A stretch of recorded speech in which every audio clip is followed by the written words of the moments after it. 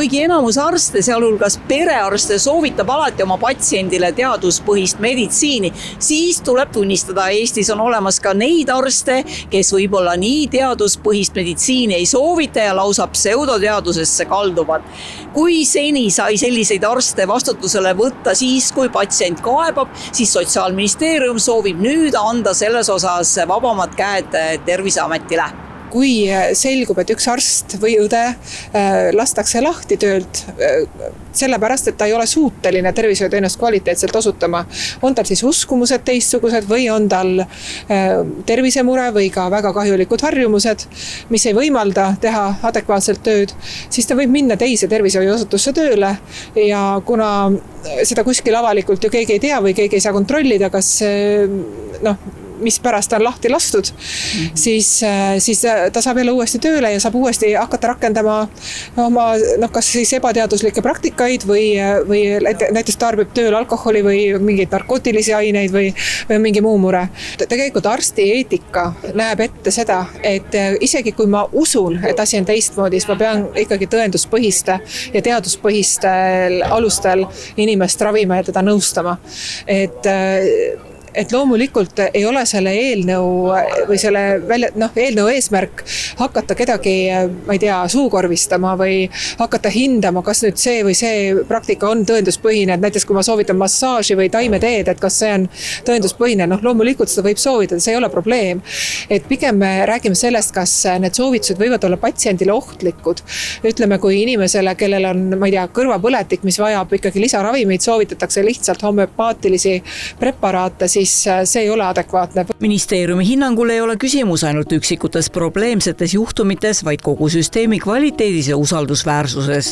Terviseameti sõnul teeb praeguse järelevalve keeruliseks see, et sageli jõuab info võimalike probleemide kohta ametini alles pärast patsiendi kaebust. Terviseametil on praegu võimalus loomulikult arstiga rääkida sellest, aga ütleme üldiselt selles mõttes, et nüüd rakendada ka mingid meetmed, et sellised võimalused on väga piiratud olnud. Nagu öelge, kas on olnud ka olukordi, kui te näete, et tuleks sekkuda, aga seadused ei võimalda seda?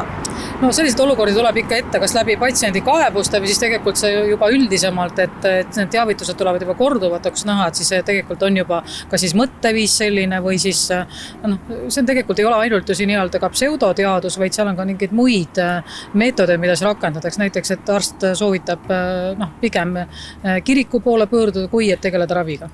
Ohumärk võiks siin ja praegu olla kahtlus, kas patsient on ikka nii tark, et ta saab aru, kus kohast läheb piir teaduspõhise meditsiini ja libaravitsemise vahel.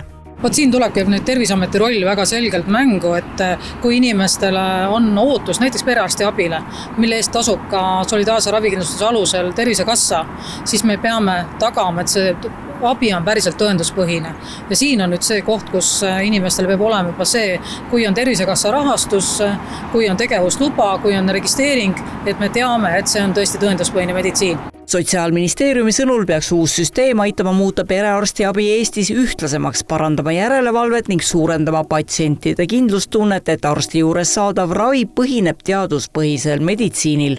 Kindlasti ei ole selle eelnõu eesmärk hakata ära võtma inimestelt töötamise võimalust. Et sageli ka inimene, kellel ongi võib-olla probleem sõltuvusega või kellel on ka teistsugused uskumused, ta leiab lihtsalt teistsuguse koha töötamiseks. Et kas või, ma ei tea, töödokumentidega või siis teinekord ka sellises valdkonnas, kus ta näiteks ei pea soovitama, näiteks kõrvapõletiku puhul homöopaatilist preparaati. Samas tunnistab ministeerium, et süsteemi suurim probleem on jätkuvalt perearstide puudus. Praegu on Eestis ilma oma perearstita ligi 132 000 inimest.